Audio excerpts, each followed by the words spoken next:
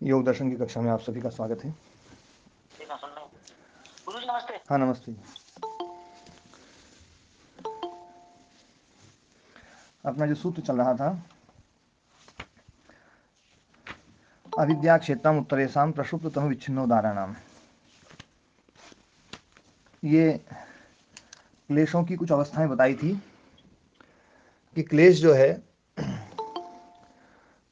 उनका क्षेत्रभूत है अविद्या, उनका उनकी उत्पादक मतलब उनकी जननी, उनको अभिव्यक्त करने वाली, या यूँ कहें कि अविद्या की अलग अलग रूप हैं वो सब।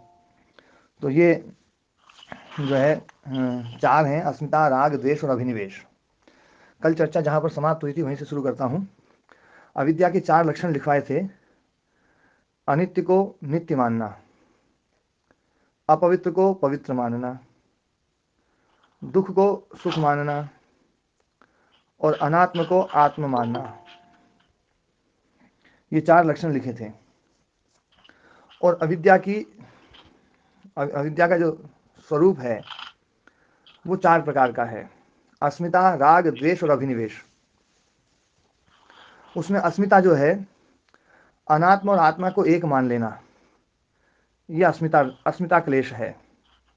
तो देखो, अविद्या का जो के लक्षण बताएं उसमें एक लक्षण अस्मिता के साथ घट रहा है। इसी प्रकार से राग जो है, दुख को सुख मानना, दुख को है ना सुख मानना, या अपवित्र को पवित्र मानना, ये दोनों चीजें जो ना ये राग में आ सकती हैं। लेकिन द्वेष में, क्योंकि द्वेष जो है वो दुख का एक वो है, इसलिए दुख में सुख मान लेना, इसको द्वेष का मान लेंगे, और अपवित्र को पवित्र मान लेना ये राग का वो बन जाएगा। अपवित्र जो है उसको पवित्र मान लेना ये राग है। शरीर को जो अपवित्र है उसको पवित्र मानते हैं हम, तभी हमारा राग पैदा होता है। यदि ये शरीर गंदा दिखने लगे तो बिल्कुल राग नहीं होगा। कपड़े जब नए होते हैं तो राग होता है, और जब पुराने हो जाते हैं, फट फुट जाते हैं, गंदे हो जाते हैं, तो उन्हीं से पोछा लगाते हैं, उसमें कोई राग नहीं होता है ना। तो अपवित्र को पवित्र मानना ये राग प्रधान हो गया। दुख में जो सुख ज्ञान, ये द्वेष प्रधान हो गया। जो कष्टदायी चीज है, द्वेष अपने आप में कष्टदायी है और उसको हम सुखदायी मानते हैं तभी द्वेष करते हैं, तो दुख में सुख मान लेना द्वेष। और अनित्य में नित्य ज्ञान, यह अभिनिवेश है। अभिनिवेश जो क्लेश है, हम इस शरीर को नित्य मानते हैं, और जब नित्य मान करके जीते हैं, जब मृत्यु आती है तो फिर बड़ा कष्ट होता है। यही अभिनिवेश क्लेश है। यदि इसको हम पहले से ही अनित्य मान लें, भीतर तक बैठ जाए कि ये तो छूटने वाला है, ये छूटने वाला है, तो छूटते समय कोई दिक्कत नहीं होगी। उन्हीं चीज़ों में दिक्कत होती है जिसको हम पहले ये मानते हैं कि छूटने वाली नहीं है, और फिर छूट जाती है तो दिक्कत होती है।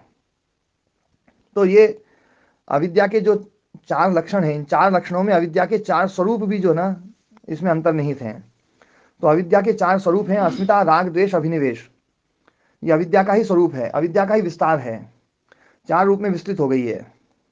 तो ये अब अविद्या का जो लक्षण है उस लक्षण के ऊपर चर्चा कर रहे हैं महर्षि पतंजलि ऋषि।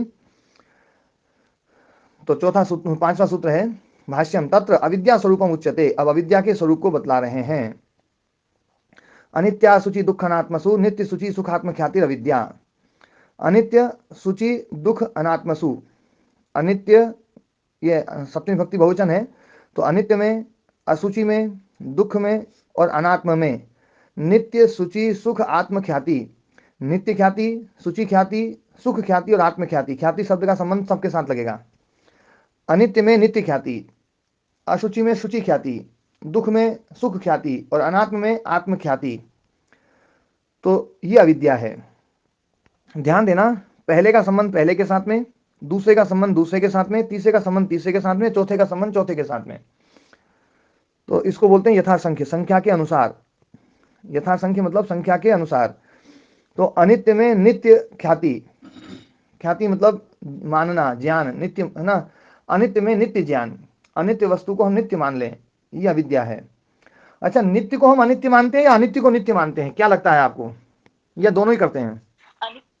अनित्य को अनित्य नहीं मानते। ये बात पहले समझाई थी और ये बात बिल्कुल स्पष्ट हो गई थी, लेकिन जो नए साधक जुड़े हैं उनको ऐसा लगता होगा कि नित्य को हम अनित्य मानते हैं।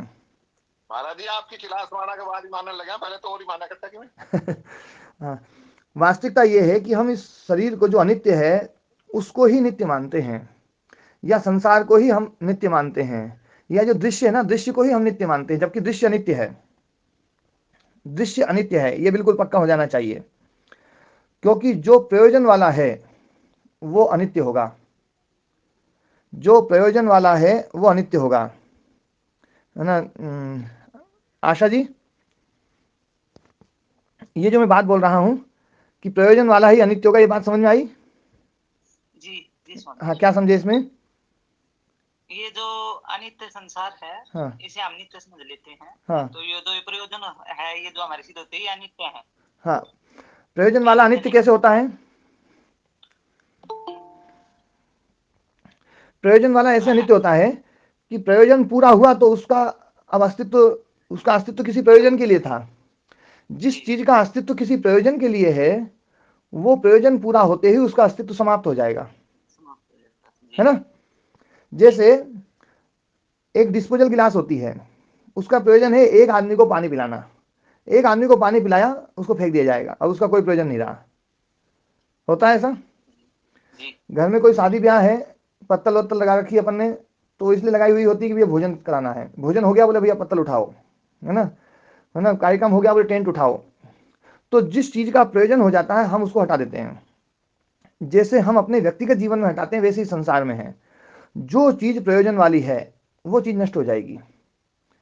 ये बात मैं अपनी तरफ से नहीं बोल रहा हूं, ये बात व्यास मुनि जी बिल्कुल साफ साफ और बहुत अच्छी प्रकार से ठोक पींच के बोलते हैं इस बात को, कि जिसका प्रयोजन हो गया पूरा, वो चीज समाप्त हो जाएगी। ठीक है, जी है ना। हाँ, इसमें कोई समझ में नहीं आई वो प्रश्न हो तो प्रश्न भी पूछ सकते हैं ना। तो जी ये जो दृश्य है, ये जो दृश्य है, जैसे मन है, इंद्रियां हैं, इनका प्रयोजन पूरा होगा तो ये समाप्त हो जाएंगी। जब तक इनका प्रयोजन है तब तक ये रहेंगी। ये जो चित्त है, ये भोग और अपर्ग के लिए है। भोग अपर्ग पूरा हुआ, ये चित्त समाप्त हो जाएगा। चित्त चित्त के रूप में नहीं रह सकता, क्योंकि उसका प्रयोजन पूरा हो गया। लेकिन जो अव्यक्त प्रकृति है उसका कोई प्रयोजन नहीं है।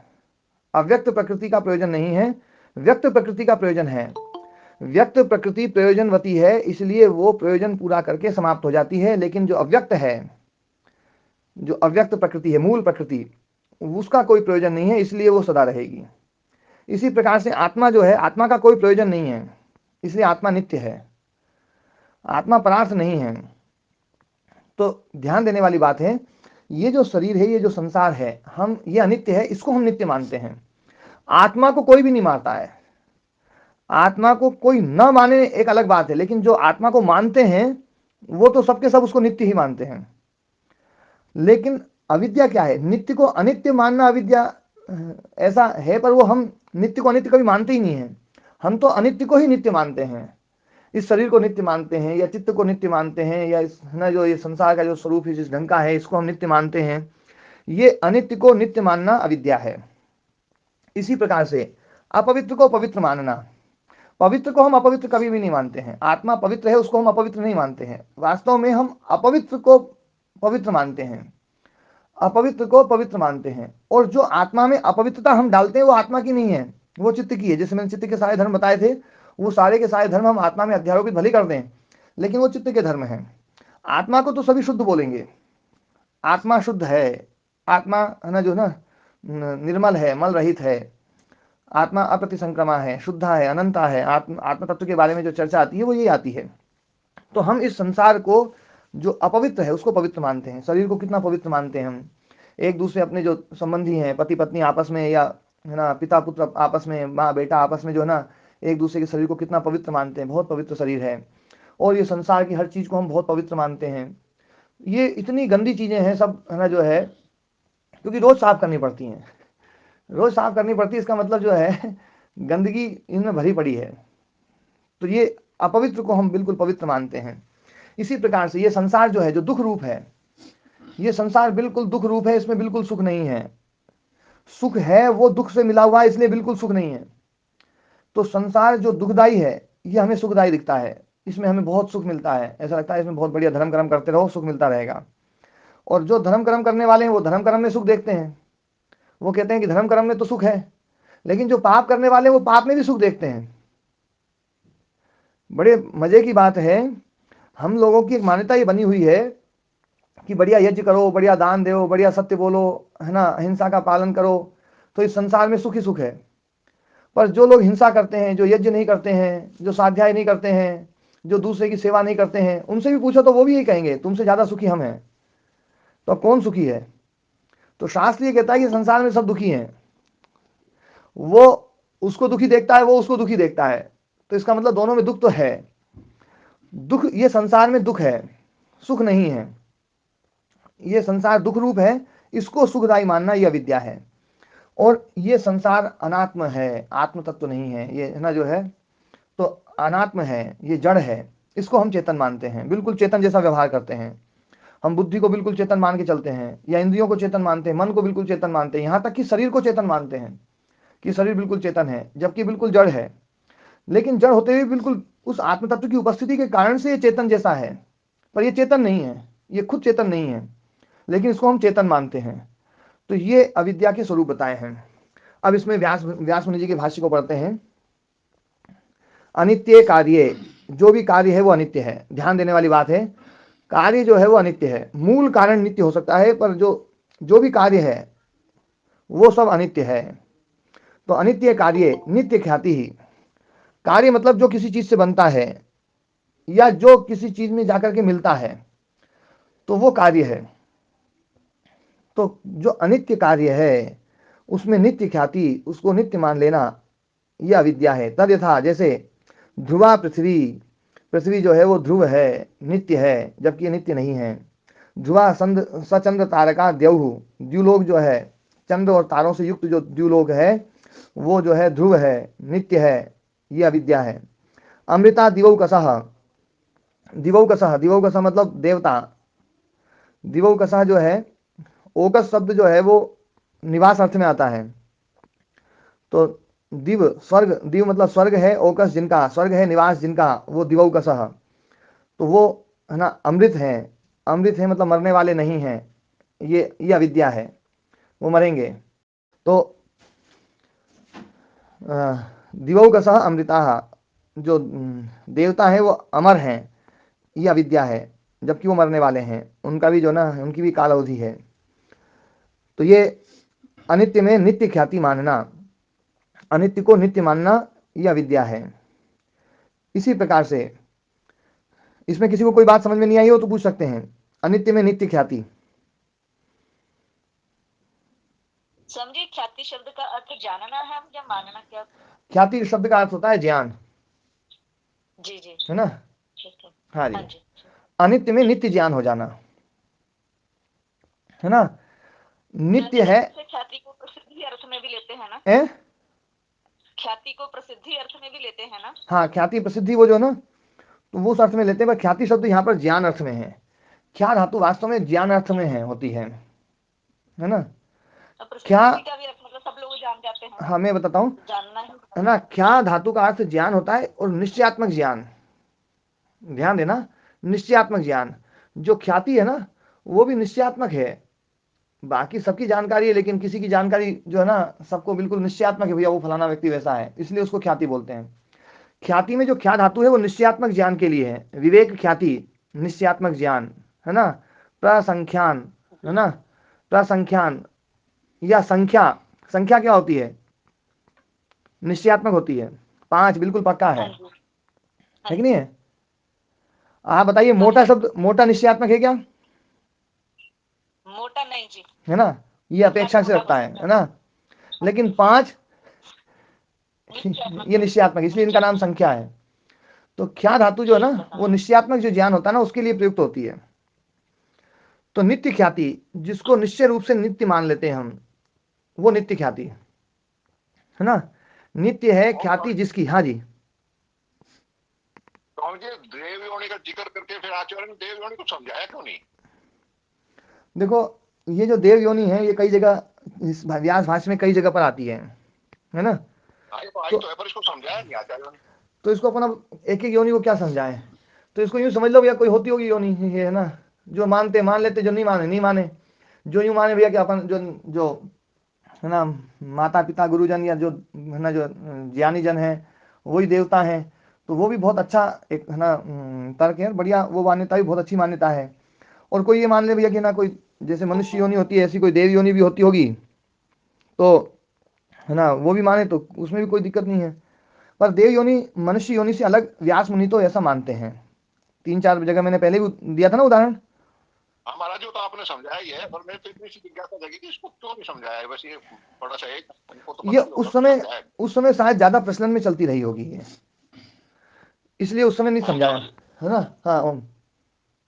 स्वामी जी महाराज, वो जहाँ निरुक्त का व्याख्यान स्वामी दयानंद जी महाराज ने दिया है, देवता हाँ हाँ, तो वो भी देवता जो ना वो तो है ही ना, वो तो देवता तो देखो शब्द जो है ना मैंने पहले बोला था, एक अभिधा वृत्ति में होता है, एक लक्षणा वृत्ति में होता है, एक व्यंजना वृत्ति में होता है।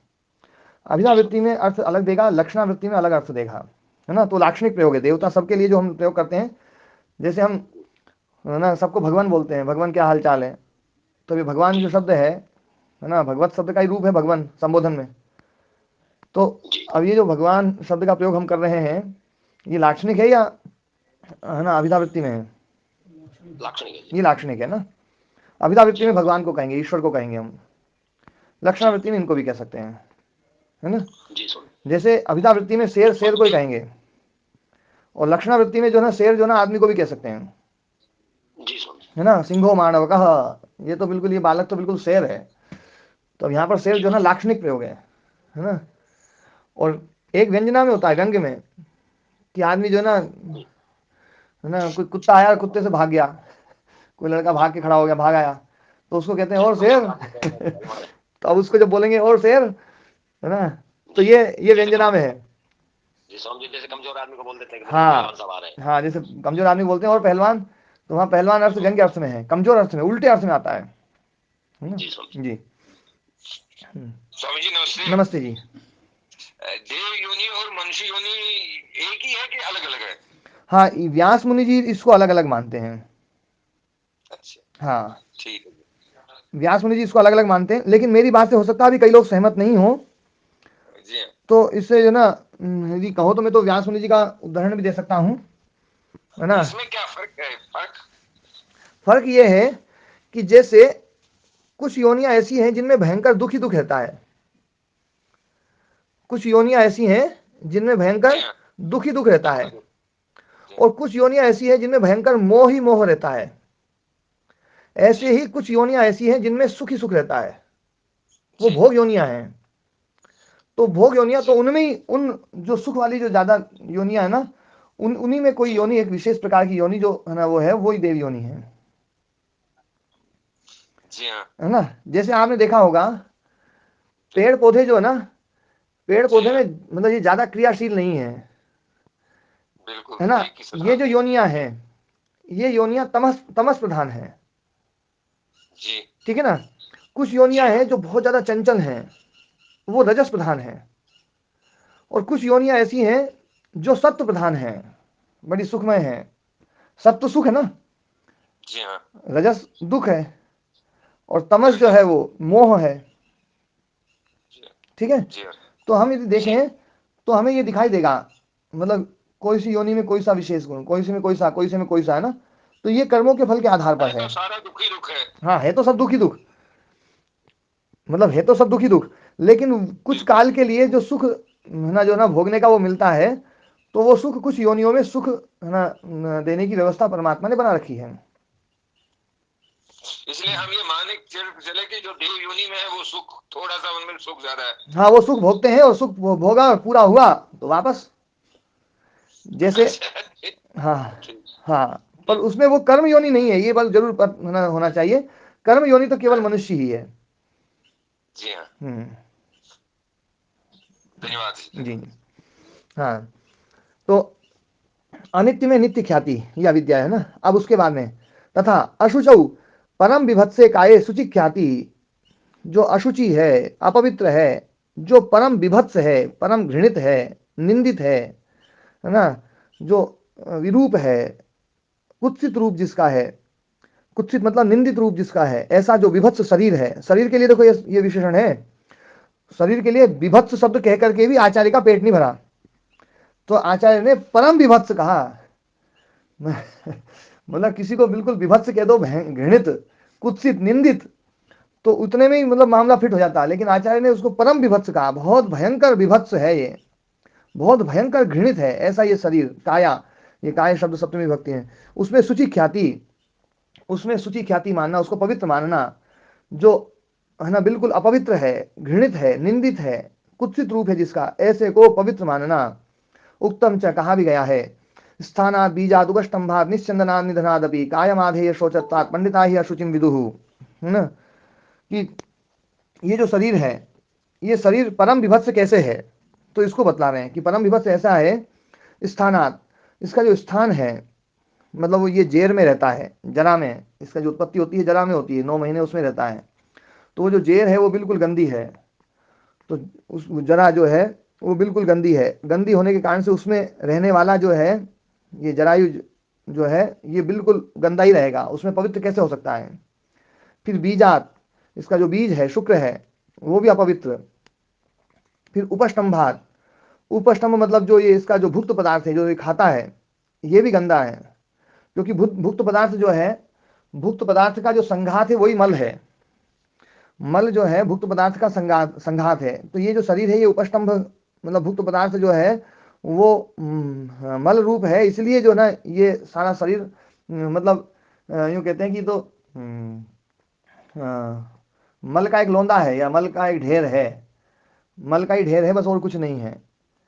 जो साधु जन या ऐसे लोग जो है वैरागी लोग इसको ये बोलते हैं, तो ना बोले भैया मल का ढेर है, इसको तो कैसे भी ना काम चला लो बस, इसका जैसे तैसे कर कुरा करके अपना प्रयोजन पूरा कर लो। तो ये उपस्तंभ मतलब जो है ना इसका भुक्त पदार्थ, उपस्तंभ जो है ना, ध्यान देना, ये उपस्तंभ शब्द से उपस्तंभ बना है। उपस्तंभ मतलब जो सहारा देने वाला, जो सहारा देने वाला होता है, आधार कहें स्वामी जी। हाँ, तो सहारा देने वाला जो उसका आधार है, तो आधार इसका भोजन, इसलिए उपस्तंभ शब्द का अर्थ यहाँ पर भुक्त पदार्थ जो भोजन लिया है वो लिया है। फिर निश्चंदन, निश्चंदन मतलब जो इसमें से जो स्रवित होता है, निकलता है, नाक से क्या निकल रहा है, आंख से क्या निकल रहा है, कान से क्या निकल रहा है, मुंह से क्या निकल रहा है, सभी 9 द्वारों से क्या निकल रहा है, तो वो जो निकल रहा है वो सब मल रूप निकल रहा है।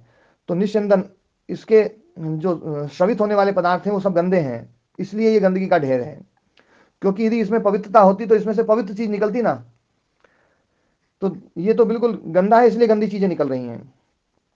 निश्चंदनाद, है ना। अच्छा एक बात और भी है, ये जो शरीर है, इस शरीर में जैसे हम भोजन करते हैं, तो भोजन जैसे ही मुंह में डाला और थोड़ी देर चबाया और फिर उस भोजन को वापस निकाल दो, तो वो भोजन कैसा लगेगा, अच्छा या खराब, उसमें उसको देख के घृणा आएगी या नहीं आएगी, हैं, घृणा आएगी ना, भयंकर घृणा आएगी, ऐसा लगेगा ये क्या, मतलब जो ना, मतलब देखो बढ़िया से बढ़िया गुलाब जामुन, अच्छी से अच्छी गुलाब जामुन को एक बार मुंह में डाल दो और उसको चबा दो और वापस निकाल दो, ऐसी लगेगी बिल्कुल एकदम बेकार सी। तो कितना गंदा है ये कि गुलाब जामुन, रसगुल्ला, रसमलाई, बढ़िया बढ़िया चीज भी जो ना यदि इसके अंदर जाए और वो गंदी हो जाती है थोड़ी देर में। और ये तो अभी अपन ने मुंह से निकाली है, प्रदीप व्यास जी यदि इसको ना पेट में जाने के बाद में एक बार उल्टी करवा दें, तो अच्छे से अच्छा पकवान भी जो है ना वो ऐसा घृणित लगेगा कि उसको मतलब बदबू ही मारेगा, वो होता कि नहीं होता ऐसा। तो ये शरीर बिल्कुल पवित्र नहीं है, ये अपवित्र है, क्योंकि इसके संपर्क में कोई भी चीज आती है वो अपवित्र हो जाती है। अच्छे से अच्छा कपड़ा पहन लो, इस शरीर के संपर्क में आते ही वो गंदा हो जाएगा। अच्छे से अच्छा भोजन कर लो, है ना, संपर्क में आते ही गंदा हो जाएगा। अच्छे से अच्छा पेय पदार्थ पी लो, इसके संपर्क में आते ही गंदा हो जाएगा। तो ये कैसे साफ है, ये इसको कैसे हम साफ माने, तो ये बिल्कुल गंदा है ना। निधनात अभी, और निधन इसमें है ना, निधन भी है, ये समाप्त होने वाला, मर जाता तो कैसी सड़ान आती है, भयंकर बदबू आती है, इसलिए ये अपवित्र है। कायम आधेय शौचत्वात्, है ना, ये काया जो शरीर है, आधेय शौचत्वात्, इसको पवित्र रखना पड़ता है, इसको साफ सुथरा करना पड़ता है, हर दिन क्या, थोड़ी थोड़ी देर में इसको साफ करना पड़ता है, साफ ना करो तो ये बिल्कुल गंदा हो जाएगा। तो साफ करना पड़ता है, इसका मतलब ये गंदा है, तो ये अपवित्र है। तो कायम आधेय शौचत्वात् पंडिता ही अशुचिम विदुः, इसलिए इसको पंडित मतलब ज्ञानी लोग अशुचिम, अशुचि बोलते हैं, विदुः मतलब कहते हैं, है ना। तो जो ज्ञानी जन है वो इस शरीर को अपवित्र मानते हैं, तो ये शरीर बिल्कुल अपवित्र है ना। तो इति असुचौ शुचि ख्याति दृश्यते, तो ऐसे अपवित्र शरीर में शुचि ख्याति, पवित्र ख्याति मानना, पवित्र इसको निश्चयात्मक रूप से ये मानना कि ये तो है ना बहुत पवित्र है, साफ सुथरा है, ऐसा मान लेना, ये अविद्या है। अब इसमें और आगे बढ़ रहे हैं कि बहुत सारे लोग इसको और कितना पवित्र मानते हैं। अपने शरीर को भी इतना पवित्र नहीं मानते जितना जो है ना अपने प्रेमी जन को, जिससे अपने को प्यार हो गया, प्रेम हो गया है, और है ना जो है पति पत्नी का जो प्रेम है वो तो एक वो है, लेकिन आजकल जो है मतलब जो नवयुवक और नवयुवतियां जो है वो आपस में जब एक दूसरे के प्रति आकर्षित होते हैं तो उनका शरीर उनको ऐसा दिखता है बिल्कुल एकदम जो है कि बिल्कुल एकदम ये दूध से धुली हुई है, या ये बिल्कुल दूध का धुला हुआ है, ये तो बिल्कुल ना।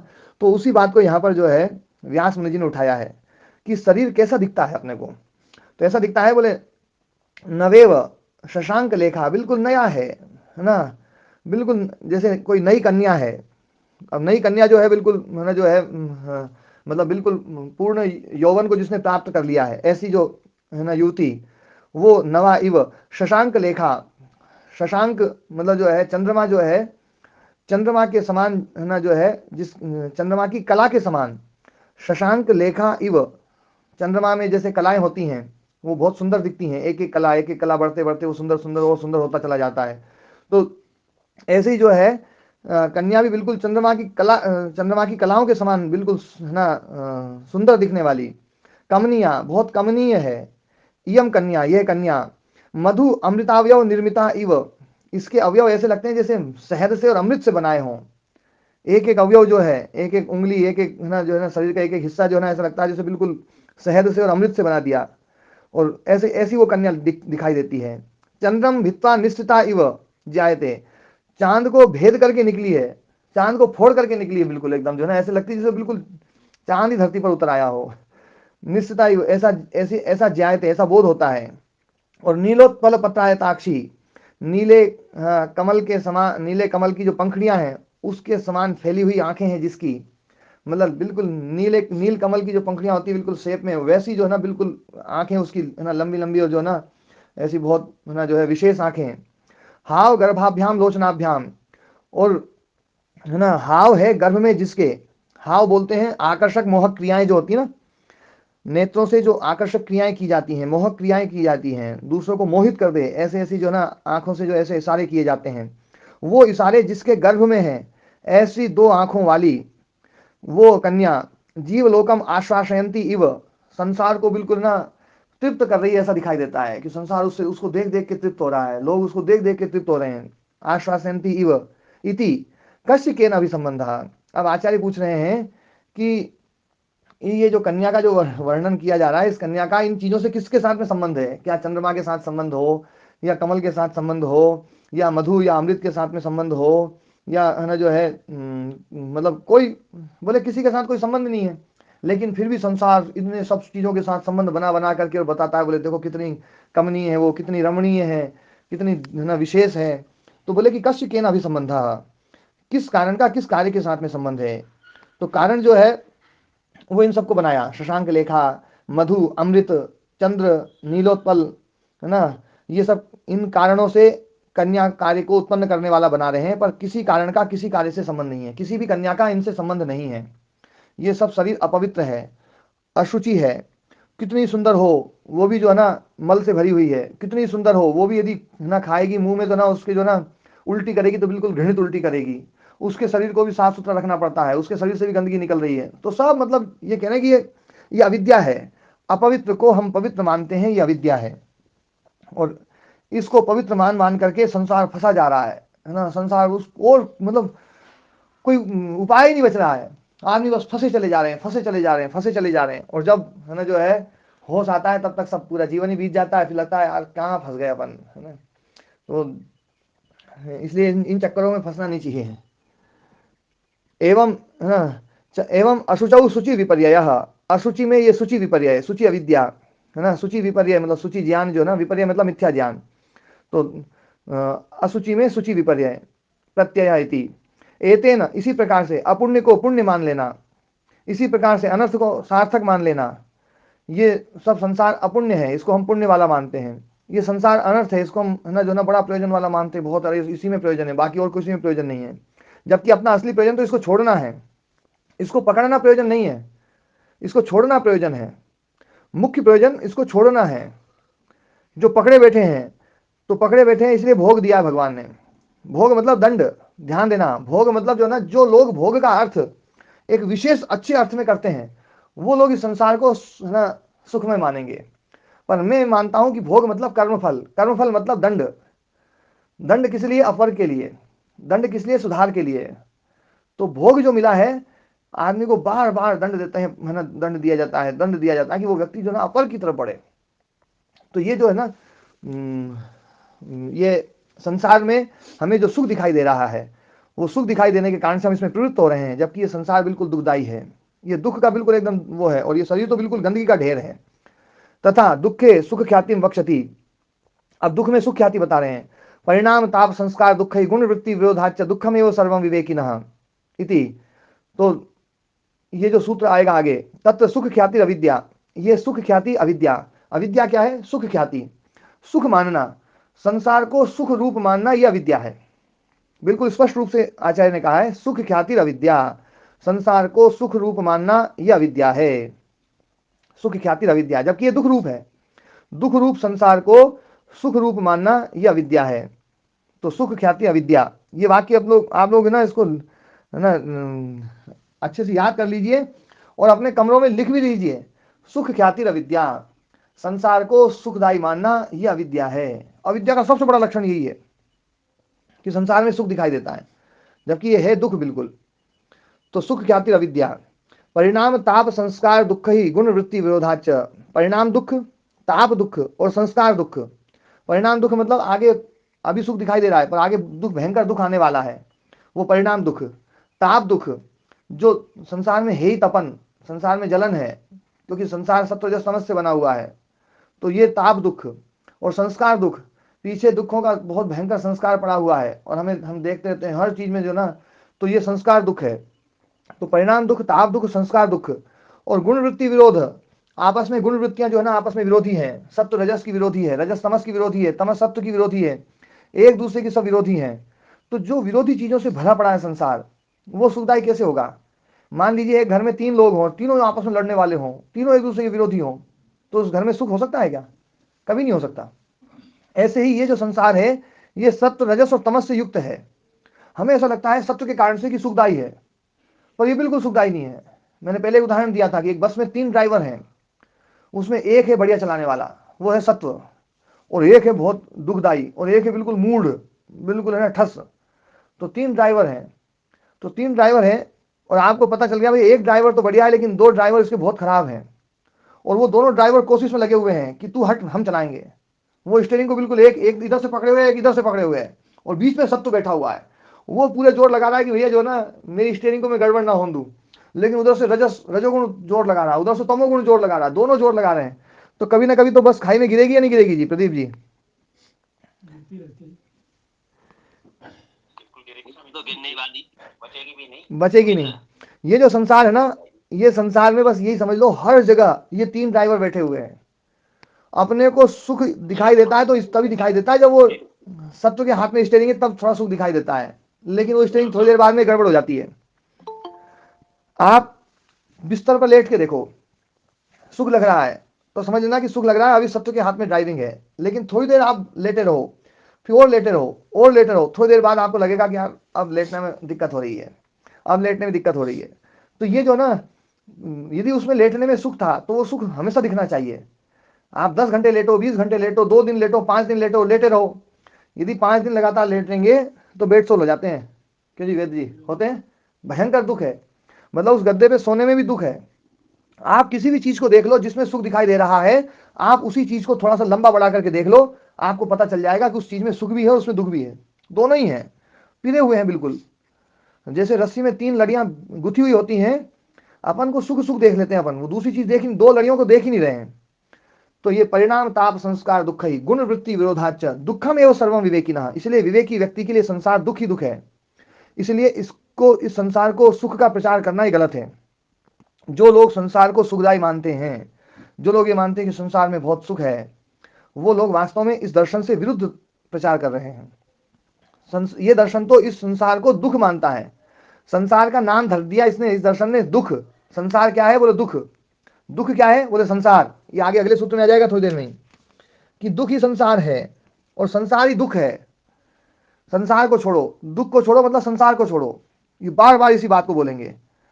तो ये संसार में जो दुख है उसको सुख मान लेना, ये अविद्या है। सुख ख्यातिर अविद्या, इसमें हेड है ना, जो ना अंडरलाइन कर लो इसको, सुख ख्यातिर अविद्या। तथा अनात्म अनात्मनि आत्मख्यातिर बाह्योपकरणेषु चेतना चेतनेषु भोगाधिष्ठाने वा शरीरे पुरुषोपकरणे वा मनसि अनात्मनि आत्मख्यातिर इति। जो अनात्म है, अनात्मनि आत्मख्याति, अनात्म में आत्मख्याति मानना वो भी अविद्या है। बाह्योपकरणेषु, जो बाह्य उपकरण है, चेतन अचेतन अचेतनेषु, जो चेतन है अचेतन है, जो बाह्य उपकरण जो है हमारे, या तो हमारा शरीर आदि, या फिर जो है हमारे जो सहायक जीव हैं, पशु पक्षी आदि हैं, वो चेतन। और जो है ना अचेतन है, जैसे गाड़ी है, साड़ी है, कपड़े हैं, मकान है, ये सब जो ना अचेतन। तो चेतन और अचेतन जो बाह्य उपकरण है, और भोगाधिष्ठाने वा शरीर, या जो भोगाधिष्ठान, भोग का अधिष्ठान जो शरीर है वो, महाराज जी, हाँ ओम जी। महाराज जी, चेतन अचेतन मतलब जिसमें चित्त नहीं है वो अचेतन, और जिसमें चित्त है वो चेतन, ऐसे कह सकते हैं? हाँ, जिसमें सूक्ष्म शरीर जिसके साथ जुड़ा हुआ है, वो तो सूक्ष्म, चेतन। वो चेतन है। और जो सूक्ष्म शरीर से रहित है वो अचेतन ठीक है महाराज जी। है ना। चेतन और अचेतन की व्याख्या, जो उपकरण, जो अपने बाह्य उपकरण है ना, तो बाह्य उपकरण में जैसे है ना, अपने जो गाय है अपने पास में, या और दूसरे पशु हैं, घोड़ा है, हाथी है, या और कोई है ना, या अपने मित्र जन आदि जो ना, ये भी हमारे उपकरण ही है, ये भी हमारे है ना, हमें हमारे सहायक हैं। तो वो चेतन हो गए। और बाकी सब अचेतन, मतलब अपने जीवन को चलाने के लिए जो जो सहायक चाहिए, उनमें कुछ चेतन सहायक हैं, कुछ अचेतन सहायक हैं। ठीक है। हाँ ठीक है महाराज जी। स्वामी जी, हाँ। ये जो सूक्ष्म शरीर वाला है ना, कि सूक्ष्म शरीर जिसके साथ हो वो चेतन है, इसको थोड़ा सा और चाहिए, कुछ कम समझ आ रहा है। जैसे हमारा शरीर है, हाँ जी। हमारे शरीर में सूक्ष्म शरीर अभी काम कर रहा है, तो ये हमारा शरीर चेतन दिखाई दे रहा जी। है ना। भले चेतन नहीं है, लेकिन सूक्ष्म शरीर है इसलिए चेतन दिखाई दे रहा है। और जैसे ही सूक्ष्म शरीर निकलेगा तो ये शरीर हाँ जी। है ना, जो ना मृत हो जाएगा, मर जाएगा, फिर ये चेतन नहीं दिखाई देगा। जी। ठीक है ना। ठीक है। अच्छा, और बहुत सारी चीजें जिनमें ना सूक्ष्म शरीर नहीं है, जैसे मेरे सामने एक डब्बा रखा हुआ है च्यवनप्राश का, तो अब उसमें हाँ सूक्ष्म जी। शरीर तो नहीं है, नहीं जी। तो वो अचेतन है। ठीक है। लेकिन मेरा उपकरण तो है वो, है ना। हाँ जी। मेरे पास मैंने पेन उठा लिया, अब ये पेन में सूक्ष्म शरीर नहीं है, तो ये अचेतन हाँ है, जी। ये अचेतन उपकरण है। कुछ चेतन उपकरण है, कुछ अचेतन उपकरण है। तो जी। उनमें है ना, वो सब अनात्म रूप है, आत्म रूप नहीं है, अनात्म रूप है। और है ना, भोगाधिष्ठान जो शरीर है, या पुरुषोपकरणे वा मनसी, जो पुरुष के उपकरण जो मन है, उनमें सब में जो अनात्म रूप है, उसमें आत्मख्याति ही, आत्मख्याति मानना, ये जो है ये अविद्या है। तथा एतद अत्र उक्तम, इसलिए यहाँ पर कहा गया है, व्यक्तम अव्यक्तम वा सत्वम आत्मनि आत्मत्वेन अभिप्रतीत्य तस्य संपदम अनुनंदति आत्मसंपदम मन्वानस तस्य व्यापदम अनुशोचति आत्मव्यापदम मन्यमानः स सर्वो अप्रतिबुद्धः इति। व्यक्तम अव्यक्तम वा सत्वम, है ना, जो व्यक्त है या अव्यक्त है, जो दिखाई दे रहा नहीं दिखाई दे रहा है, जो है ना, जो भी है ना, मतलब व्यक्त सत्व और अव्यक्त सत्व। यहाँ पर व्यक्त और अव्यक्त सत्व जो ना, वो चेतन और जड़ अर्थ के रूप में प्रयुक्त किया गया है। व्यक्त सत्व और अव्यक्त सत्व, जो चीजों को व्यक्त कर सकता है और जो चीजों को व्यक्त नहीं कर सकता है, तो वो व्यक्त सत्व और अव्यक्त सत्व आत्मत्वेन अभिप्रतीत्य, उन सत्वों को, उन पदार्थों को आत्म रूप मान करके, मतलब अपना ही स्वरूप मान करके, तस्य संपदम अनुनंदति आत्मसंपदम मनवानः। देखो, आत्मसंपदम मनवानः, तस्य संपदम आत्मसंपदम मनवानः अनुनंदति, उसकी संपत्ति को, मतलब उसकी वृद्धि को संपदम बोलते हैं, वृद्धि मतलब उसकी उन्नति। तो उसकी उन्नति को आत्म उन्नति मान करके व्यक्ति खुश होता है। नंदति, नंदति मतलब प्रसन्न होता है ना। मतलब जो अपनी चीजें हैं, व्यक्त हो या अव्यक्त हो, उसको अपना आत्म स्वरूप मान करके, जैसे मकान है, मकान को मैंने अपना आत्म स्वरूप मान लिया, तो मकान की जो संपद है, मकान की जो उन्नति है, मकान बढ़िया चमकेगा, अच्छा दिखेगा, तो ऐसा लगता है जैसे मैं ही चमक रहा हूँ। तो और मकान में यदि कोई है ना, मकान में मान लीजिए कमी आ गई, मकान टूटने लगा, मकान जीर्ण शीर्ण हो गया, तो उसकी जो व्यापद है, व्यापद मतलब उसका जो ह्रास है, उस ह्रास को अपना ह्रास मान करके दुखी होता हूं। तो ये बात यहाँ पर कहा जा रहा है कि जो व्यक्त या अव्यक्त जो पदार्थ है, वो पदार्थ को अपना आत्म स्वरूप मान करके उसकी उन्नति को अपनी उन्नति मान करके खुश होता है आदमी, और उसकी अवनति को अपनी अवनति मान करके दुखी होता है। तो तस्य संपदम, उसकी संपद को, उसकी उन्नति को आत्म संपदम मनवाना अनुनंदती, आत्म संपद मान करके आदमी प्रसन्न होता है। और तस्य व्यापदम, और उसकी विपत्ति को है ना आत्म व्यापदम मन्यमाना अनुशोचती, अपनी स्वयं की ना विपत्ति मान करके दुखी होता है। स सर्वो अप्रतिबुद्ध, वो सारा का सारा अप्रतिबुद्ध है, मतलब मूढ़ता है, वो अज्ञान है, वही अविद्या है। तो हम इन संसार की सारी वस्तुओं को पहले आत्म रूप मान लेते हैं, अनात्म को आत्म मान लिया। अब अनात्म को आत्म मान लिया तो अनात्म आत्म मानने पर उसमें कोई भी है ना उसकी उन्नति हो रही तो अपनी उन्नति मानेंगे। जैसे शरीर बढ़ने लगा तो अपने को लगता है कि अपन ही बढ़ रहे हैं, शरीर ताकतवर हो गया तो ऐसा लगता है अपन ही ताकतवर हो गए, शरीर गोरा हो गया तो ऐसा लगता है अपन ही गोरे हो गए, शरीर सुंदर हो गया तो अपन लगता है अपन ही सुंदर हो गए। तो ये हो गया है ना जो नंदती वाली बात बताई ना, आत्म संपदम मनवाना नंदती अनुनंदती, आत्म संपद मान करके और प्रसन्न होता है व्यक्ति। और जब शरीर कमजोर होने लग जाए, शरीर जो है ना कुरूप होने लग जाए, शरीर बूढ़ा होने लग जाए, बाल सफेद होने लग जाए, तो ऐसा लगता है कि यार मैं ही बूढ़ा हो रहा हूँ और मेरे ही बाल सफेद हो रहे हैं और मैं ही कमजोर हो रहा हूँ।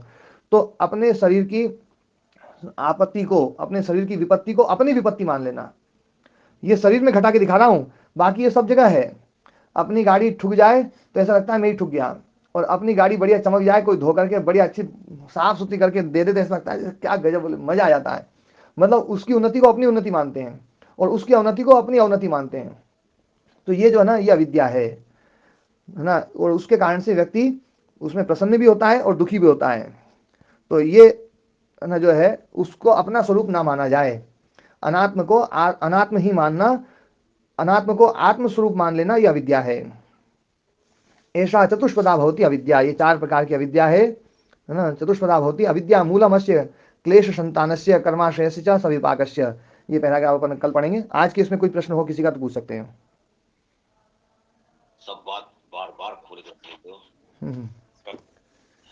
कैसे भरपाई करें? हाँ जी, आशा जी आप कुछ पूछना चाह रही हैं? ये स्वामी जी मेरे को ये जो आपने पहले देवता का वो बताया था ना, वो समझ में नहीं आया। हाँ हाँ, क्या समझ में नहीं आया उसमें? वो नहीं समझ में आया, एक बार उसे बताइए। नहीं, उसमें क्या समझ में नहीं आया? मतलब कि जैसे कुत्ता बिल्ली ये सब जो योनियां होती हैं मनुष्य, उसमें मनुष्य ही देवता होते हैं या कोई अलग योनि थी, ये नहीं समझ में आया। हाँ देखो, यदि लाक्षणिक प्रयोग करें, हम लाक्षणिक प्रयोग करें तो मनुष्य ही देवताएं हैं। मनुष्यों में अलग अलग देवता हैं। जैसे मनुष्य में अपन बोलते हैं ना, मनुष्य में राक्षस भी हैं, मनुष्य में ना अपन मनुष्य में किसी को राक्षस बोल देते हैं, मनुष्य में किसी को जो ना बोले गधा बोल देते हैं, किसी को कुत्ता बोल देते हैं और किसी को शेर बोल देते हैं। तो ये सब जो ना ये लाक्षणिक प्रयोग हैं। तो ऐसे ही मनुष्यों में जो हम देवता बोलते हैं लाक्षणिक प्रयोग है। लेकिन भाष्यकार ये भी बोलते हैं कि मनुष्य जो है वो मनुष्य से अलग जो है ना देवता भी एक वो है, मतलब देव योनि कोई एक अलग प्रकार की। जैसे आपके पास योग दर्शन है तो योग दर्शन खोलिए जरा एक बार। मेरे पास सत्यपति का, लेकिन उसमें ये सूत्र नहीं है स्वामी जी। वो मंदिर में से लेके आऊंगी। जो सत्यपति स्वामी सत्यपति का पढ़ती हूँ, लेकिन हाँ, ये सूत्र नहीं है जो आप। हाँ सत्यपति जी के सामने जी जरूर लगाया करो, बहुत है ना। सत्यपति जी, हाँ जी जी जी, स्वामी है ना। हाँ सत्यपति जी, हाँ। क्योंकि बहुत ही मतलब बहुत विद्वान थे, बड़े योगी थे वो, है ना। उनके प्रति बहुत आदर भाव है मेरे मन में। बहुत ही जी जी ज्यादा आदर भाव। स्वामी दयानंद जितना ही आदर है। जी जी। तो जब योग दर्शन आपके पास में आ जाएगा ना, फिर उस पर चर्चा करेंगे एक बार, ठीक है ना। तब फिर आपको समझाऊंगा मैं। फिर भी स्वामी जी आपके पास तो है, ये संख्या दिमाग में पूरे दिन चलेगी, थोड़ा बहुत तो बताइए। ये तो पूरे दिन यही दिमाग में रहेगा। नहीं, आप इन चीजों को जो ना ये सोच लीजिए कि बोले कल इसके बारे में बताई देंगे स्वामी जी, पुस्तक आ जाएगी। क्योंकि मैं आपको बताऊंगा भी ना, तो भी उसमें जो ना जब तक वो पुस्तक में लिखा हुआ नहीं रहेगा ना तब तक आप नहीं मानेंगी। और मैं अपनी तरफ से कोई भी बात नहीं बोलूंगा। जो भी बात बोलूंगा ये पतंजलि ऋषि और व्यास मुनि जी ने जो बोला है ना वो केवल बताऊंगा। मैं अभी जो ना इस शास्त्र के अलावा दूसरे शास्त्र की चर्चा भी मैं कम करता हूँ। मतलब न्याय दर्शन या वैशेषिक दर्शन या सांख्य दर्शन या वेदांत दर्शन क्या बोलता है इस विषय में, कभी बताना हो तो बता भी सकता हूँ। लेकिन मैं मानता हूँ ये दर्शन उससे है ना जो है उस बात को इस ढंग से मानता है ये। वो लोग इस ढंग से मानते होंगे, लेकिन ये दर्शन इस ढंग से मानता है, और इस ढंग से मान करके ही आप व्यास मुनि जी के भाष्य को और पतंजलि ऋषि के दर्शन को समझ सकते हैं। जी ठीक है ना? जी स्वामी जी जी। हाँ जी नीतू जी। हाँ नीतू जी एक बार एक मिनट विजय जी। जी नीतू स्वामी जी जी पहले दीजिए, क्योंकि मेरा प्रश्न इस पाठ से अलग है। ठीक है जी विजय जी। मेरा ये सवाल था कि जिस तरह अभी चर्चा कर रही थी कि जो भोगते हैं लोग कोई भी सुख या कुछ भी, सही में उसमें दुख है, ये तो बात सही है। मगर कुछ लोग जो ये संसार में जिस तरह चर्चा चलती है कि ये लोग जो सुख भोग रहे हैं या इनका भोग जो है बहुत अच्छा है, बहुत अच्छे कर्म किए हैं, इसलिए ये सुख भोग रहे हैं। तो इसमें मैं जानना चाहता हूँ कि इसमें मतलब सच्चाई क्या है? अगर ये मतलब भोग रहे हैं, अगर भोगने से ही लगता है कि ये अच्छे हैं, जैसे देवता के लिए बोलते हैं कि वो सुख भोगते हैं इसलिए देवता, तो इसके विषय में थोड़ा मैं जानना चाहता हूँ। देखो, जो तत्वज्ञानी व्यक्ति है उसके लिए तो दोनों ही बेकार है। जो तत्वज्ञान को देख लेगा वो इस सुख के पीछे बिल्कुल नहीं भागेगा। उसको सुख जो है ना वो दुख दिखाई देगा। उसको सुख जो है वो दुख दिखाई देगा। एक उदाहरण देता हूं, मैं एक कहानी समझाता हूं, फिर आप लोगों को समझ में आएगा। एक बार क्या हुआ, एक कोई महाराज जी अपने चेलों के साथ में, बहुत सारे चेले थे, तो घूमते घूमते किसी प्रदेश में पहुंच गए। वहां एक गांव के किनारे जो है ना कोई आश्रम सा था, मंदिर था, उसमें जाकर के रुक गए। और महाराज जी के साथ में 10-15 चेले। तो वो बारिश का समय था और बारिश नहीं हो रही थी। तो गांव में कोई व्यक्ति आए, बोले भैया बारिश जो ना, बोले बारिश ऐसे कोई होगी क्या, है ना, यज्ञ कराना पड़ेगा, महात्माओं को भोजन कराना पड़ेगा, सब कुछ खिलाना पड़ेगा, कुछ दान पुण्य करोगे तो बारिश होगी। तो गांव वाले पीछे हट जाते थे। लेकिन एक आदमी जो ना, उसको लगा यार देखो महाराज जी इतना बोल रहे हैं, तो उसने कहा बोले महाराज जी जैसा आप कहोगे ना मैं वैसा करूंगा, है ना, जो भोजन खाओगे वो भोजन कराऊंगा, जैसा यज्ञ कहोगे, जो समान है। तो उस व्यक्ति ने महाराज जी के कहे अनुसार सब चीज लेकर के आया। वो बादाम वादाम सब चीज लेकर के बढ़िया हलवा बनवाया, बढ़िया खीर बनवाई, सब पूरी वूड़ी सब जो है। और वो जो 15 जो थे उनके साथ में, और साधु जी महाराज जी और सब दूसरे जो 15 चेले थे साधु, वो भी सब जो ना सबको बढ़िया अच्छे से खिलाया, बढ़िया यज्ञ करवाया। अब महाराज जी ने वृष्टि यज्ञ कर दिया। अब वृष्टि यज्ञ कर दिया, शाम तक देखा कुछ बादल वादल नहीं बने। अब महाराज टेंशन में आ गए, बोले यार अपन ने यज्ञ तो कर दिया है, अब बारिश नहीं हो रही तो बड़ी गड़बड़ हो जाएगी। तो रात होते होते तक महाराज बहुत ज्यादा टेंशन में आ गए। और महाराज टेंशन में आते ही उन्होंने सब शिष्यों को कहा, बोले भैया देखो अपन एक काम करो, है ना, बगल में तालाब है, उस तालाब से अपन घड़े भर भर के, उस आदमी का खेत जो है ना 2 बीघे का खेत है, ज्यादा नहीं है, अपन उसको भर दो उसमें सब में जो है। तो सब महात्माओं को, अपने सब चेले चपाटियों को लेकर के, और वो महाराज जी स्वयं जो है पूरी रात भर उन्होंने जो है मटके से पानी ढो ढो करके उसके खेत में सब जगह पानी उसको गीला कर दिया पूरा। अब सुबह उठे तो लोग ना जो है, लोगों ने देखा, बोले कि यार इस आदमी ने यज्ञ कराया था, इसके खेत में पानी गिर गया बाकी किसी के खेत में नहीं गिरा तो वहां से जो गांव वालों ने देखा, तो गांव वाले वो महाराज के पास गए, बोले महाराज हमारे घर में भी यज्ञ कर दो, हमारे घर में भी यज्ञ कर दो हमारे घर में भी यज्ञ कर दो। अब महाराज कुछ बोले उससे पहले वो 15 लोग थे, उन्होंने कहा बोले महाराज जो भी निर्णय करना है बोले अपने आप से कर लेना, हमारी तरफ से बोले खुद संभाल सको तो संभाल लेना, हम तो बिल्कुल तैयार नहीं है। तो जो व्यक्ति ये देख लेता है ना कि सुख के पीछे बड़ी कीमत चुकानी पड़ती है, हर सुख जो है ना कीमत लेता है, तो जो सुख कीमत लेता है यदि ये देख लिया गया तो व्यक्ति सुख को छोड़ देगा। और जिसको अभी कीमत नहीं दिखाई दे रही है, अभी केवल सुख सुख दिखाई दे रहा है, वो सुख के पीछे भागेगा, है ना। तो इसलिए जो है ना सुख जो है ना, हाँ बस देखो ये बात जरूर है, मैं इस बात में जरूर ये मानता हूं कि जब तक विवेक बुद्धि नहीं आती है तब तक के लिए क्या किया जाए, तो तब तक के लिए शास्त्र जिस बात को पाप मानता है उससे बचा जाए, और शास्त्र जिस बात को पुण्य मानता है उसमें व्यक्ति प्रवृत्त हो। मतलब जो कृष्ण कर्म है, काले कर्म है, खोटे कर्म हैं, उनसे व्यक्ति बचे, और शुक्ल कर्म जो श्वेत कर्म है, पुण्य कर्म है, वो करे।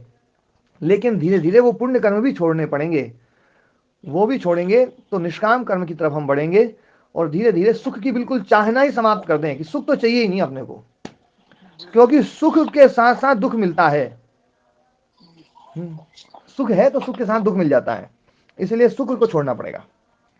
जी जी हाँ जी नीतू जी। धन्यवाद जी। हाँ जी नीतू जी। नीतू जी बोलेंगे तो हाँ उन्होंने हाथ उठाया, आप बोल दीजिए। जी संतोष मुनि जी।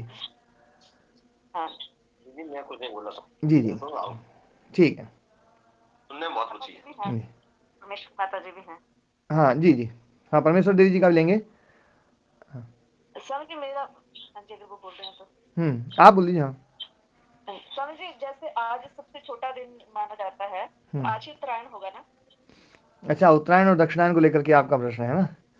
हाँ जी, इसलिए मैंने बात में पूछती हूँ। इस पर मैं, क्योंकि ये काफी लंबा विषय है और इस पर फिर मैं चर्चा बाद में करूंगा, है ना? ठीक है। जी जी ठीक है। नमस्ते स्वामी जी। हाँ नमस्ते। अभी एक बार परमेश्वर देवी जी का पूछ लेते हैं। जी परमेश्वर देवी जी। मैया। श्रद्धा गुरुदेव नमस्ते। हाँ नमस्ते जी। हाँ जी मैं ये बोल रही हूँ, जैसे गुरुदेव इतना ये मोह बोल लेंगे इसको कि क्या बोलेंगे कि एक घटना है बिल्कुल सच्ची है। एक अपने पति से इतना मोह करती थी कि 18 महीने तक अपने पति की लाश को उसने दाह संस्कार नहीं होने दिया, यानी उसको पूछती रही, साफ करती रही। और फिर बाद में जब ये शरण आने लगी ना तो समाज इकट्ठा हो यार, उन्होंने देखा कि सच में मरा पड़ा है, तो वो उसको नहीं छोड़ रही थी, मान नहीं रही थी ये मर चुका है। तो ये जो इतना मोह हो जाता है, मोह है या कोई संयोग है या एक अंदर से जो वेग होता है, ये है ना जो ना, ये पूरा का पूरा घोर मोह है और ये अविद्या है और इसमें कोई मतलब ना तंत्र नहीं है, इसमें कोई सार नहीं है। ठीक है ना? और जो गुरुदेव अंदर से एक संवेग होता है, संसार दुख रूप तो समझ में आ रहा है बहुत अच्छी तरीके से, परंतु फिर भी एक संवेग होता है, वो भगवान के प्रति ही प्रेम लगा लो या किसी, ये खुद को भी नहीं पता होता कि वो किस चीज का प्रेम है अंदर से जो लहर आती है अंदर से। हाँ वो तो देखो लहर जो आ रही है ना, वो उसी जिसको लहर आ रही है उसी को पता चलेगा, है ना? हाँ वो तो थोड़े दिन बाद है ना आपको समझ में आने लगेगा कि हाँ ये दुख। वैसे तो आपको पता चलना चाहिए। अब थोड़ा सा आप उससे अलग हट करके देखेंगे भैया ये जो ना, ये कामना किस चीज की है। और मैं एक बात कहता हूँ, कामना दुख का कारण है। कोई कामना नहीं रहनी चाहिए, कोई भी कामना। कामना मुक्त जीवन जीना शुरू करो आप, है ना? और किसी से कोई अपेक्षा नहीं है, किसी से कोई अपेक्षा नहीं, अपेक्षा मुक्त जीवन। बुढ़ापे का मैं सार बता रहा हूँ, आपका जीवन बुढ़ापे की ना प्रारंभ हो चुका है, तो इसलिए जो ना ये सार बता रहा हूँ कि अपेक्षा रहित जीवन जीना शुरू कर दो। किसी से कोई अपेक्षा नहीं, बच्चों से भी कोई अपेक्षा नहीं। ठीक है, जैसा उन्होंने उनको ना आपने पढ़ा लिखा दिया, खूब बढ़िया बना दिया। पोतों से भी कोई अपेक्षा नहीं, अपेक्षा मुक्त जीवन जीना है। यही वानप्रस्थ जीवन है। ठीक है। तो अपने ध्यान को कैसे कहाँ टिकाएं गुरुदेव? ये तो थोड़ा सा ध्यान में टिकाएं, इसका मतलब क्या है? अभी ये जो बातें आ रही ना, इन बातों पर थोड़ा विचार करो, फिर आगे ध्यान की भी चर्चा आएगी। ठीक है ना? हाँ जी जी। हाँ जी तेज कृष्ण जी। नमस्ते स्वामी जी। हाँ, मैं नमस्ते। अरुण चौधरी बोल रहा हूँ। हाँ जी जी। तेज कृष्ण जी के इसमें से। हाँ जी जी जी। हम कश्मीर में आए हुए हैं, कल से हम क्लास में बैठे हैं आपकी। अच्छा। आपने अभी देव जो योनि कही, जी जी, तो देव योनि में आपने बताया कि सिर्फ सुख ही सुख भोगता है देव योनि में। हाँ तो सुख के पीछे तो दुख तो होता ही है, तो वो फिर वो तो थोड़ा सा उसमें डिफरेंस हो गया। हाँ मैं बताता हूँ इसको। सुख के पीछे दुख तो होता ही है। हाँ तो देव योनि में आप बता रहे हैं कि सिर्फ सुख ही सुख भोगता है व्यक्ति। मैं वो समझाता हूँ ना, जो है ना दुख योनियां हैं जिनमें दुख ज्यादा है, तो उनमें दुख में जो ना पहले उसने सुख ले लिया है, अनावश्यक सुख ले लिया है, किसी को परेशान करके, किसी को धन हड़प करके या कुछ करके वो सुख लिया है, तो सुख का परिणाम उसको दुख मिलेगा। ऐसे ही किसी व्यक्ति ने तपस्या करी है, दुख उठाया है ना, लोगों का सेवा करते हुए या ऐसे करते हुए काफी कष्ट उठाया है, तो उसका परिणाम उसको सुख मिला है। तो सुख के पीछे दुख है, मतलब यहाँ पर पहले दुख उसने ले लिया है, या तो पहले ले लिया है या बाद में लेने वाला है, दोनों में दुख जरूर होगा। तो उसने भोगा है ना, चाहे पहले भोग लिया चाहे बाद में। हाँ, तो फिर खाली सुख ही सुख नहीं ना आया। सुख नहीं आया, यही तो मैं बोल रहा था विवेकी व्यक्ति के लिए। कहा कि देव योनि में सिर्फ सुख, एक देव योनि ऐसी है जिसमें सिर्फ सुख ही भोगना है, लेकिन उन्होंने पहले दुख भोग लिया, तो दुख तो भोगा ना, दुख भोगा है, सुख तो नहीं ना भोगा। दुख भोगा है, पर अब देव योनि में पहुंच गए तो वहां सुख ज्यादा रहेगा, क्योंकि सुख उन्होंने पहले भोग लिया है। अभी आप कह रहे हैं कि पहले उसने दुख भोगा है तो फिर उसके बदले में उसको सुख मिला है। अच्छा एक बात बताओ, तो फिर आप एक बात बताओ, बात कह रहे हैं, मैं अधिक जो कह रहे हैं ना कि उसमें सिर्फ सुख ही सुख होता है, वो मैं पूछना चाहता हूं, वो कैसे संभव है? मैं एक बात आपसे बोलता रहा हूँ, आप ट्रेन में जाते हैं, तीन चार आदमी हैं, किसी ने जनरल की टिकट कटाई है, किसी ने सेकंड क्लास की टिकट कटाई है, किसी ने थर्ड एसी की कटाई है, किसी ने ना 2 टायर की कटाई है और किसी ने फर्स्ट क्लास जो एसी की वो टिकट कटाई है। अब टिकट कटाते समय उसने जो मेहनत कर ली है, सबने अपनी अपनी मेहनत जो चुका दी है, वो उन्होंने पहले दुख उठा लिया। जिसने कम दुख उठाया उसको वहां कम सुख मिलेगा, जिसने ज्यादा दुख उठाया उसको सुख तो मिलेगा ना।